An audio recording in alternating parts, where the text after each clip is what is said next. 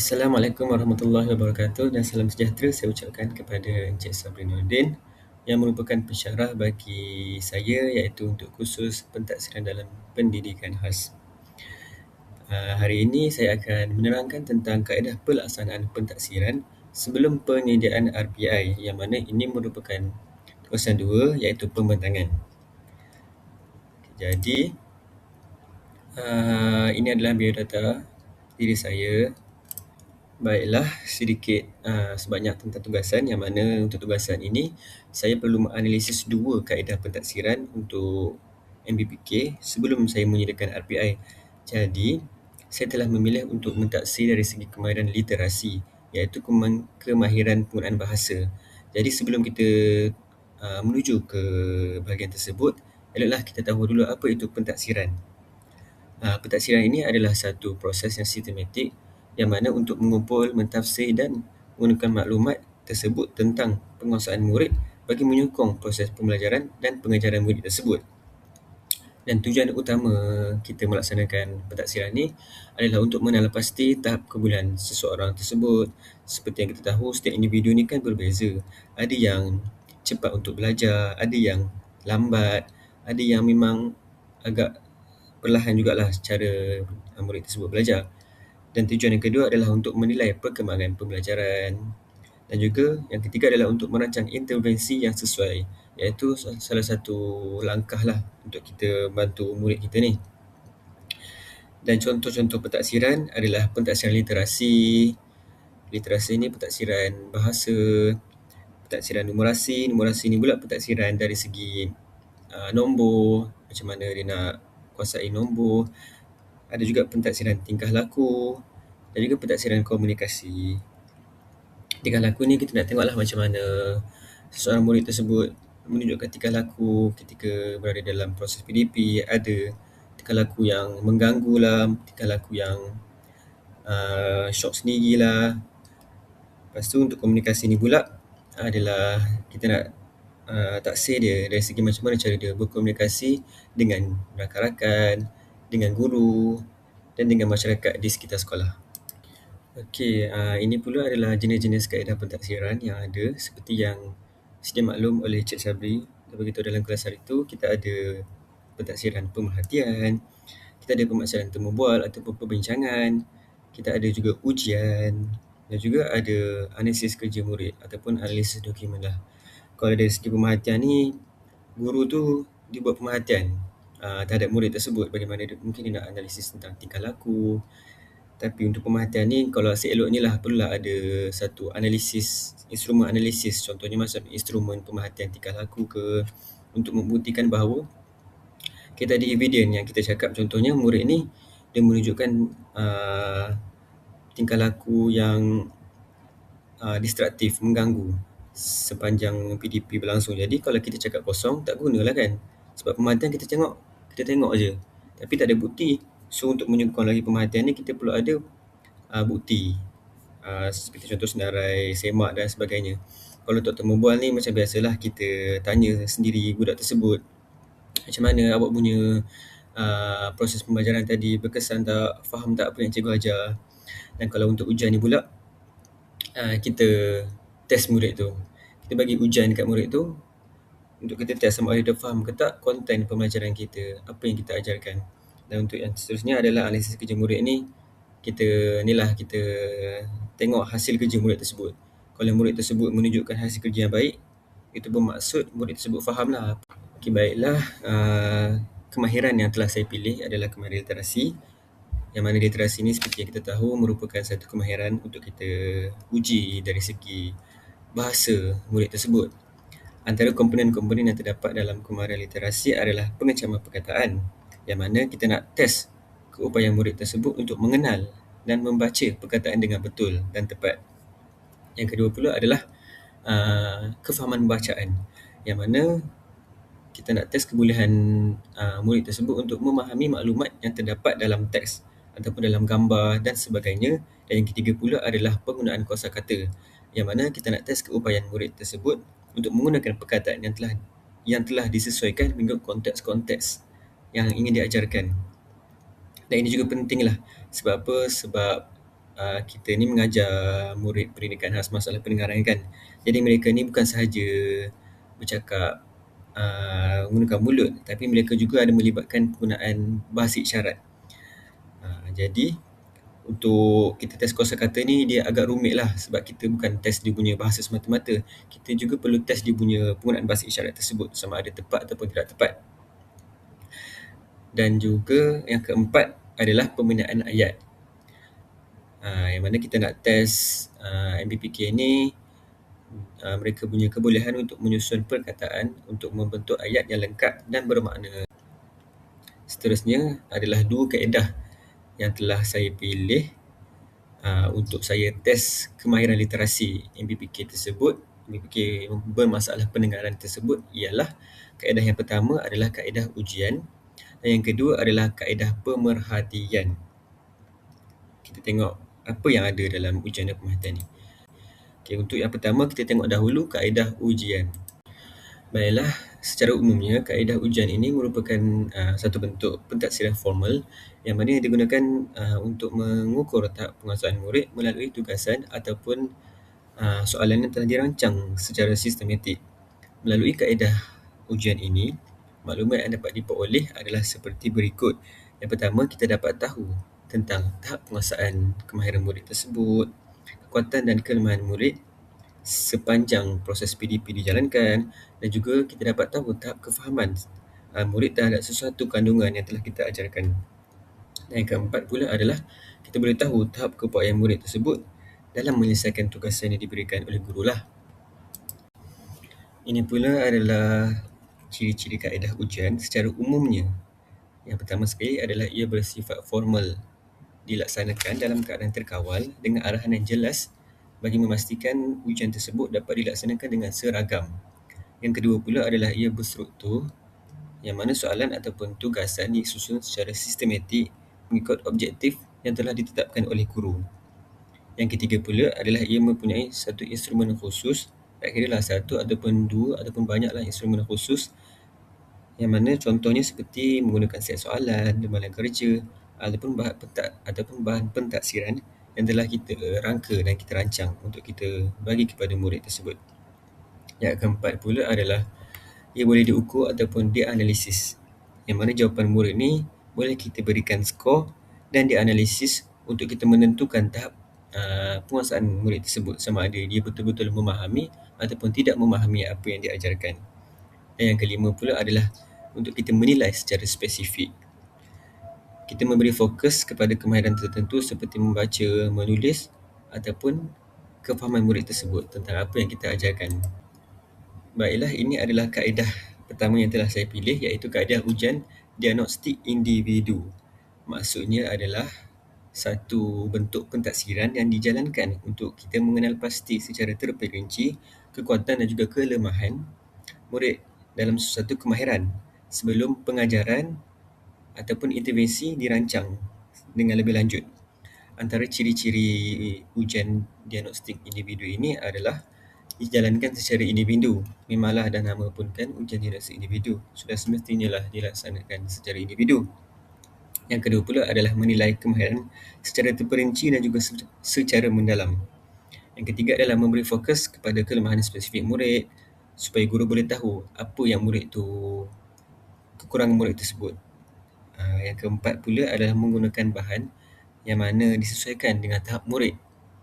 Kalau contoh murid ni, dia hanya boleh membaca huruf A sampai Z pun tergagap-gagap. Jadi kita kena kurangkanlah pace murid tersebut. Contoh hari ini, kita ajar murid tersebut untuk kita kenal 5 perkataan sahaja dahulu. Barulah esok kita tambah lagi 5, lagi 5, lagi 5. Janganlah kita terus bagi semua secara serentak. Inilah maksudnya kita menyesuaikan mengikut tahap murid tersebutlah. Dan kelima adalah dilaksanakan sebelum pengajaran ataupun intervensi. Okey, kat sini adalah satu instrumen iaitu jadual analisis pentaksiran diagnostik individu, yang mana jadual ini akan digunakan oleh guru untuk guru semak sama ada murid ni ataupun nama dia Amir dapat menguasai apa yang diinginkan oleh guru tersebut. Sebagai contoh, guru memberikan Amir ni satu teks yang dalam lingkungan 90 patah perkataan.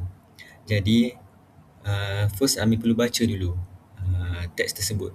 Baca, fahamkan teks tersebut, kemudian barulah guru ni mula menyoalkan. Yang mana untuk item yang dinilai, ada 5 item yang akan dinilai. Yang pertama sekali dari segi pengecaman perkataan, yang mana guru ni akan test Amir sama ada Amir boleh membaca 10 perkataan sasaran. Macam contoh kat sini, tema dia adalah pelaturan di kantin kan. Jadi contoh 10 perkataan sasaran macam contoh beratur, makan, minum, basuh tangan. Dan kat sini kalau Amir boleh cakap ataupun boleh mengisyaratkan perkataan-perkataan tersebut, ini membuktikan bahawa Amir berjayalah untuk item yang pertama, iaitu membaca 10 perkataan sasaran. Begitu juga dengan item yang seterusnya, iaitu ada item 3 soalan fakta, 2 soalan sebab akibat, melengkap kalimat ayat dan membina ayat yang lengkap. Jadi apabila Amir berjaya melalui tes ini menunjukkan bahawa Amir ni mempunyai kefahaman yang tinggilah dari segi kemahiran literasinya, dari segi penguasaan bahasanya. Yang mana kat sini dalam kotak kuning ni juga dia cakap jadual diagnostik individu ni merupakan satu instrumen pentaksiran yang digunakan untuk merekod, menganalisis tahap penguasaan murid secara sistematik. Sebab apa dia sistematik? Sebab tengok dalam jadual ni pun kita dah buat pembahagian apa yang kita nak uji dahulu berdasarkan komponen kemahiran yang akan dinilai. Okey, antara isu dan cabaran yang dapat dikenal pasti apabila melaksanakan kaedah ujian diagnostik individu tersebut, yang pertama sekali adalah dari segi kesukaran untuk memahami arahan bertulis. Ini bermaksud MBPK tersebut dia ada masalah lah dalam penguasaan bahasa yang menyebabkan MBPK tersebut sukar untuk memahami struktur ayat yang telah dibekalkan oleh guru. Dan mana kalau arahan yang kompleks ataupun yang terlalu tinggi menyebabkan murid tersebut tidak faham apa kehendak soalan. Yang ketiga pula adalah murid tersebut mungkin salah tafsir kehendak soalan walaupun memahami perkataan asas. Jadi kat sini guru tersebut perlulah menjadi fasilitator lah, perlu bimbing murid supaya arahan soalan tersebut berjaya disampaikan dengan jelas. Okey, untuk isu dan cabaran yang kedua adalah had dalam kefahaman bahasa dan juga kosakata murid. MBPK ni sering mempunyai perbendaharaan kata yang terhad. Sebab apa? Kalau macam contoh MBPK pendengaran sendiri, dia sukar untuk mendengarkan. Jadi seperti yang kita tahu, kalau sukar untuk mendengar, sudah semestinya sukar untuk dia bercakap. Sebab daripada kecil pun kita dengar dahulu. Kita dengar perkataan dulu. Kita proses perkataan dalam otak, barulah kita keluarkan melalui mulut. Jadi apabila MBPK ni ada masalah dari segi pendengaran, ia memang mengganggulah pembenaran kata MBPK tersebut. Seterusnya adalah kesukaran untuk memahami perkataan baharu yang mana dapat menjejaskan kefahaman teks. Ketiga adalah murid tersebut mungkin tahu jawapan tetapi tidak mampu mengekspresinya dengan betul. Kerana apa? Kerana mostly mereka ini akan berkomunikasi dengan bahasa isyarat. Jadi mereka hanya menggunakan bahasa isyarat tanpa menunjukkan ekspresi yang sebenar. Macam contoh, dalam satu petikan tersebut, ia menunjukkan tentang perasaan marah. Macam contohnya, jangan punting sekolah dengan intonasi yang marah. Tetapi murid tersebut tidak tahu macam mana cara untuk menunjukkan intonasi dan mengekspresikan perasaan marah tersebutlah. Okay, untuk yang isu dan cabaran yang ketiga, tekanan semasa pentaksiran individu. Situasi pentaksiran secara individu ini boleh menimbulkan rasa cemas ataupun rasa panik lah terhadap murid tersebut. Sebab sebelum ni mereka kan banyak berada di dalam kelas secara beramai-ramai dengan rakan-rakan. Tetapi tiba-tiba kita nak test individu ni secara individu. Maksudnya contoh kita letakkan dia berhadapan dengan kita dalam satu kelas ataupun dalam satu bilik guru yang kosong, hanya ada kita dengan dia sahaja. Jadi situasi sebegini mengganggulah individu tersebut, sebab mungkin dia akan berasa takut. Mungkin cikgu yang nak uji dia pula cikgu yang garang kan. Lagilah BBK tersebut rasa takut. Seterusnya adalah murid mungkin kurang yakin untuk menjawab tanpa sokongan daripada rakan. Samalah juga sebab dia seorang-seorang kan, tak ada rakan yang boleh backup dia. Yang ketiga adalah persekitaran formal ni boleh menyebabkan murid ni menjadi pasif. Dan sebelum ni kan murid dia rasa dia berada dalam comfort zone dia dalam kelas. Relax-relax. Kalau cikgu tanya pun tak nak jawab, tunduklah kan. Ataupun buat tak tahu. Tapi tiba-tiba sekarang ni bila berdua-duaan dengan cikgu dalam satu tempat test lah. Cikgu tanya soalan, memang confirm ada kena jawab. Jadi dia tak boleh jadi pasif. Ini mengganggulah dia punya proses kita nak taksir murid tersebut. Okey, tadi kan selesai kaedah yang pertama, iaitu kaedah ujian ataupun lebih detail lagi kaedah ujian diagnostik individu. Seterusnya pula adalah kaedah pemerhatian. Pemerhatian ni secara general dulu. Secara general ni merupakan satu bentuk pentadsiran yang melibatkan proses kita memerhati tingkah laku, interaksi dan prestasi murid ni dalam suatu PDP. Sebenarnya dengan sistematik. Antara maklumat yang kita dapat melalui kaedah pemerhatian ni, kita boleh tahu macam mana tahap pelibatan murid tersebut dalam PDP dalam kelas. Kita boleh tengoklah. Kita tengok aja murid ni. Kalau kita bagi tugasan, dia suka ke tak? Ataupun dia tak buat kerja sekolah. Kalau kita bagi kerja dalam kumpulan, kita test macam mana dia pelibatan dia. Sama ada pelibatan penuh ke ataupun mengasingkan diri dan sebagainya. Untuk yang kedua pula, kita boleh tahu keupayaan berkomunikasi murid tersebut dengan guru dan rakan. Yang ketiga adalah tingkah, kita boleh tahu jugalah tingkah laku sosial dan interaksi murid ni. Yang keempat adalah kita boleh tahu tahap keyakinan murid tersebut sama ada dia yakin ataupun tidak semasa memberi respon ataupun menerima respon daripada rakan-rakan. Seterusnya pula adalah ciri-ciri kaedah pemerhatian. Yang pertama adalah pemerhatian ni, kaedah ini dilaksanakan secara fleksibel, yang mana boleh dia jalankan dalam pelbagai aktiviti, macam contoh perbincangan, permainan ataupun kerja kumpulan. Betul lah kan, sebab cikgu hanya tengok je. Kalau cikgu nak buat aktiviti permainan, cikgu lihatlah macam mana cara murid tersebut melibatkan diri dalam aktiviti permainan tersebut. Yang kedua pula adalah bersifat autentik, yang mana ia melibatkan situasi dunia sebenar, menilai tingkah laku dan juga prestasi sebenar murid tanpa tekanan seperti ujian formal. Yang ketiga ini memerlukan instrumen sokongan. Sebagai contoh, menggunakan senarai semak ataupun rubrik bagi memastikan pemerhatian yang dijalankan adalah lagi tepat dan juga sistematik. Yang keempat pula adalah berlaku dalam situasi sebenar, yang mana ini dilaksanakan dalam konteks pembelajaran harian, bukan dalam situasi yang kita reka lah, maksudnya situasi yang sebenar. Dan yang terakhir, yang kelima adalah ia bersifat berterusan. Pemerhatian ini perlulah dilaksanakan secara berterusan lah, bukannya kita perhati. Contoh hari Isnin kita perhati. Sudahlah hari Isnin, settle.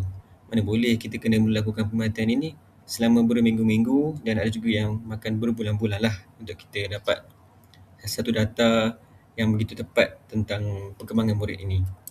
Seterusnya adalah kaedah pemerhatian berstruktur, yang mana kaedah pemerhatian yang telah saya pilih sebagai kaedah kedua untuk saya test kemahiran literasi MPPK bernama Amir. Kita tengok dahulu apa maksud kaedah pemerhatian berstruktur. Ia bermaksud satu kaedah pentadsiran yang dijalankan secara sistematik dengan menggunakan instrumen khusus seperti senarai semak bagi kita menilai aspek-aspek tertentu yang kita tetapkanlah. Dan antara ciri-ciri yang terdapat dalam pemerhatian berstruktur ini, of course lah, kita kena ada satu senarai semak ataupun rubrik yang jelas tentang apa yang kita nak uji terhadap murid-murid tersebut. Dan yang kedua adalah kita perlu ada fokus kepada aspek kemahiran tertentu. Macam yang telah saya cakap, saya nak test kemahiran membaca, kemahiran literasi murid tersebut dari segi penggunaan bahasa-bahasa dan sebagainya. Yang ketiga, perlu ada indikator penilaian yang spesifik. Maksudnya kita ada dalam contoh dalam jadual tersebut, kita kena ada apa yang kita nak test secara berperingkat. Yang keempat pula adalah data pemerhatian ini direkod secara sistematik.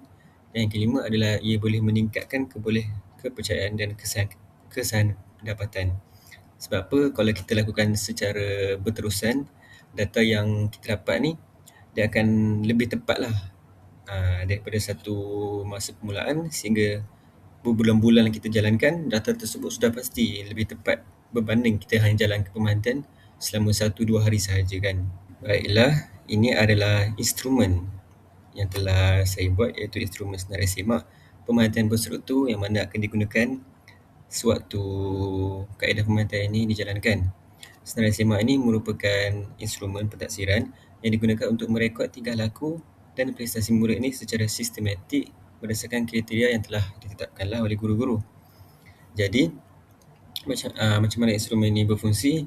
Murid tersebut akan diberikan satu gambar ataupun poster yang berkaitan dengan keselamatan di jalan raya. Kat dalam poster tu adalah gambar-gambar, ada ayat-ayat ringkas macam berhati-hati ketika melintas, toleh kanan dan toleh kiri sebelum melintas jalan. Dan untuk instrumen ni ada juga aspek-aspek yang akan kita nilai, iaitu macam contoh kefahaman arahan, sama ada Amir ni faham ke tak maksud ayat keselamatan yang tertera dalam poster tu. Kemudian ada aspek kedua, penjelasan semula, aspek ketiga, keempat, kelima dan seterusnya. Dan juga kat sini ada skala lah, skala 1 hingga 3, mana menunjukkan murid tersebut ada kemahiran, sederhana ataupun boleh berdikari. Maksudnya lemah, sederhana dan tinggi lah, senang cerita dari segi skala dia. Ini adalah isu dan cabaran yang terdapat sepanjang pelaksanaan kaedah yang kedua ini, iaitu kaedah pemerhatian berstruktur. Yang pertama sekali adalah dari segi kesukaran menonjolkan keupayaan sebenar dalam situasi sosial. MBPK ini mungkin pasif ataupun kurang aktif dalam interaksi kumpulan. Sebab apa? Sebab kaedah yang kedua ni dia melibatkan pemerhatian berstruktur dalam kumpulan. Jadi, kalau contoh individu tersebut lebih selesa untuk bersendirian, tetapi kita nak test dia pula dalam kemahiran kumpulan, dia mungkin akan jadi pasif dan juga akan bergantung kepada rakan yang lebih dominan untuk menjawab soalan-soalan yang diberikan oleh guru. Dan tidak semua murid juga selesa untuk berkomunikasi dalam kumpulan yang kecil lah. Ada yang suka bersendirian, ada yang suka bergaul, ada yang hyperaktif. Banyaklah murid-murid kita ni berbeza kan. Untuk isu dan cabaran yang kedua adalah kekurangan dalam kemahiran komunikasi. MPPK ni menghadapi kesukaran atau menggunakan bahasa secara spontan. Dan ada juga MPPK yang boleh tu baguslah. Kalau yang macam kurang sikit kemahiran komunikasi ni, dia mungkin sukar untuk menggunakan bahasa secara spontan. Jadi MPPK tersebut lebih memilih untuk diam daripada berkomunikasi lah. Ini boleh mengganggulah proses pentaksiran yang ingin dijalankan oleh guru ni. Yang seterusnya adalah penggunaan bahasa isyarat ataupun pertuturan ni yang terhad boleh menjejaskan interaksi dengan rakan dan juga dengan guru-guru. Murid juga mungkin sukar untuk menjelaskan idea dengan jelas. Sebenarnya murid tersebut mungkin dia tahu apa untuk disampaikan, tapi akibat daripada kekurangan perbendaharaan kata dan juga penggunaan bahasa isyarat yang terhad, ia mengganggulah proses murid tersebut untuk berkomunikasi dengan rakannya dan juga dengan guru. Dan yang ketiga adalah risiko subjektiviti dalam pemerhatian. Penilaian ini bergantung kepada tafsiran guru. Kalau contoh ada guru yang letak ekspektasi yang tinggi, mungkin guru tersebut akan rasa kecewa lah dengan apa yang ditunjukkan oleh murid tersebut. Macam cakap sini, pemerhatian kan dipengaruhi oleh perspektif atau jagaan guru. Dan seterusnya adalah kekurangan rekod yang konsisten boleh menjejaskan ketepatan data lah. Jadi pemerhatian ni sebaik-baiknya dijalankan secara berkala dan juga berterusan lah. Tidak bolehlah dilakukan hanya 1-2 hari sahaja. Sebaiknya dijalankan dalam masa berminggu-minggu dan juga ada sehingga berbulan-bulan. Sudah tiba pada bahagian penghujung pembintangan. Secara keseluruhannya, pentadsiran sebelum pembinaan rancangan pendidikan individu ni memang sangat penting untuk memastikan guru ni tahu apa kelemahan, apa kekuatan serta kelebihan yang ada pada setiap orang MPPK ni. Macam contoh yang telah saya jalankan, ujian diagnostik individu, pemerhatian berstruktur ni saling melengkapi antara satu sama lain ni bagi memberikan gambaran yang menyeluruh tentang tahap literasi dan juga tahap penguasaan bahasa murid tersebut. Sudah semestinya lah akan ada cabaran ataupun isu yang timbul. Jadi, guru ni perlulah peka terhadap isu dan juga mencari jalan penyelesaian yang terbaik untuk memastikan murid ni dapat belajar dalam suasana yang inklusif lah. Jadi, pemilihan dan pelaksanaan kaedah pentadsiran yang sesuai ni bukan sahaja mempengaruhi ketepatan RPI, malah ia juga memainkan peranan yang penting dalam memastikan keberkesanan proses PDP bagi MPK ni secara holistik dan juga secara menyeluruh. Baiklah, sekian. Terima kasih.